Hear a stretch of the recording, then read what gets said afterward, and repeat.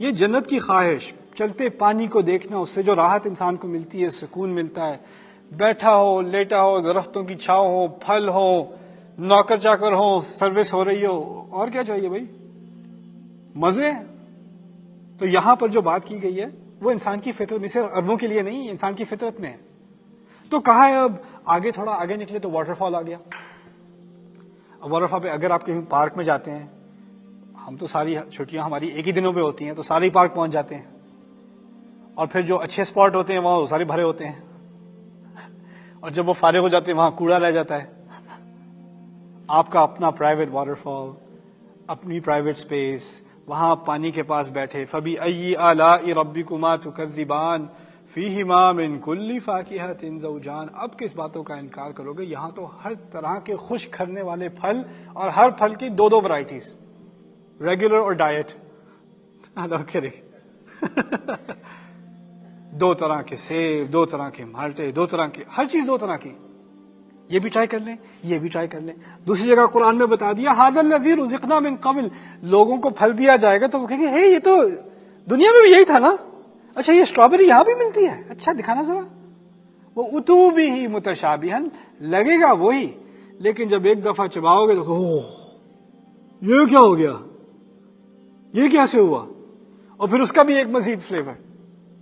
تو یہ اب آپ کی آپ کی خاطریں ہو رہی ہیں، آپ چشمے کے کنارے پہ بیٹھے ہوئے ہیں، اور یہ پھل اب آپ کے سامنے دو دو طرح کے پیش کیے جا رہے ہیں۔ فَبِأَيِّ آلَاءِ رَبِّكُمَا تُكَذِّبَانِ، لیکن اگر چشمے کے کنارے ہوں تو کوئی بیٹھنے کی صحیح جگہ تو ہونی چاہیے۔ آؤٹ ڈورز ہے نا، تو زیادہ کمفرٹیبل تو نہیں ہوتا، کیا درخت پہ ٹیک لگاؤ گے، کیا کرو گے؟ تو سین کھینچ دیا، متکئین علی فرش، پیچھے ٹیک لگائے بیٹھے ہوں گے لمبے لمبے گدوں پر۔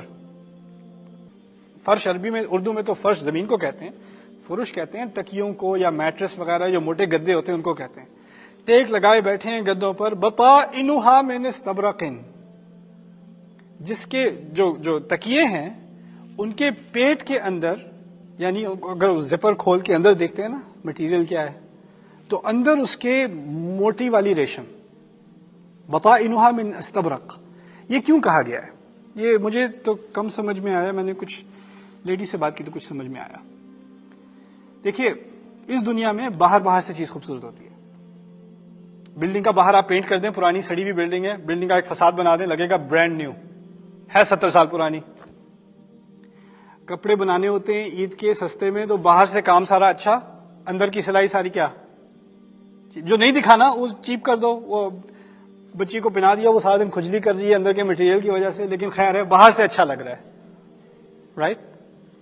کسی کے گھر میں جاتے ہیں تو پردے وغیرہ دیکھ کے، کوئی مہمان نواز دیکھ نہ رہا ہو نا، جو ہوسٹ دیکھ نہ رہا ہو، تو چیک یہ کون سا مٹیریل ہے۔ ہم کیا کرتے ہیں، باہر سے ایکسپینسو، اندر سے جتنا چیپ ہو سکے، یہی کرتے ہیں نا۔ اللہ تعالیٰ دکھا رہے ہیں کہ اس کی جو تکیے ہوں گے، تم جب ٹیک لگاؤ گے تو تمہیں یہ کیسا نرم ہے، اس کے اندر کیا ہے، تو کھول کے اندر دیکھو گے، اندر اس کے کاغذ نہیں بھرے ہوئے، چیپ قسم کی روئی نہیں بھری ہوئی، اس کے اندر سب سے مہنگے قسم کا ریشم بھرا ہوا ہے۔ جو مٹیریل آپ اندر نہیں کہاں استعمال کرتے ہیں، باہر، وہ اندر استعمال ہے۔ یعنی یہ دنیا اب جہاں آپ جا رہے ہو وہاں پر صرف دکھاوے کی خوبصورتی نہیں ہے، اندر سے باہر تک خوبصورتی ہے، اندر سے باہر تک ہر چیز اوتھینٹک ہے، خوبصورت ہے۔ اور آپ اسی میں گھومے ہوئی، اس کا مٹیریل دیکھو بڑا زبردست ہے، یہ اتنا اچھا کام، اور یہ وہ، اسی میں آپ مگن ہیں، اور اوپر سے وجن الجنتین دان، اور دونوں جنتوں میں سے شاخیں نیچے اتریں گی اور پھل آپ کو دیں گی۔ آپ کو تو اٹھنے کی کہا تھا نا، اونچی اونچی شاخیں ہیں، تو پھل کہاں ہیں؟ وہ اوپر لگے ہوئے پھل، آپ نیچے ٹیک لگائے بیٹھے ہیں۔ اب کون لا کے دے پھل؟ کوئی لانے کی ضرورت نہیں ہے، اوپر سے ایسے ہی درخت نیچے آ کے آپ کو پھل دے رہا ہے۔ جس پھل پہ نظر لگا دی وہ آٹومیٹکلی آرڈر پلیس ہو گیا، کوئی وینڈنگ مشین نہیں، کوئی کریڈٹ کارڈ ڈالنے کی ضرورت نہیں، کچھ نہیں، وہ خود ہی آ رہا ہے۔ وجن الجنتین دان، اور جیسے ہاتھ میں پھل آئے گا پھر کہو گے فبأي آلاء ربكما تكذبان، اب کس نعمت کا انکار ہے بتاؤ؟ اب انسان کہے گا کہ میں نے جو کچھ بھی کیا کچھ بھی نہیں تھا، میں تو نہ شکرہ ہی تھا، ساری زندگی شکر میں گزار دی، پھر بھی کہے گا میں تو نہ شکرہ ہی تھا اس کے مقابلے میں۔ سبحان اللہ، اللہ تعالیٰ ہمیں جنت نوازے۔ بارک اللہ لی ولکم فی القرآن الحکیم ونفعنی وإیاکم بالآیات والذکر الحکیم۔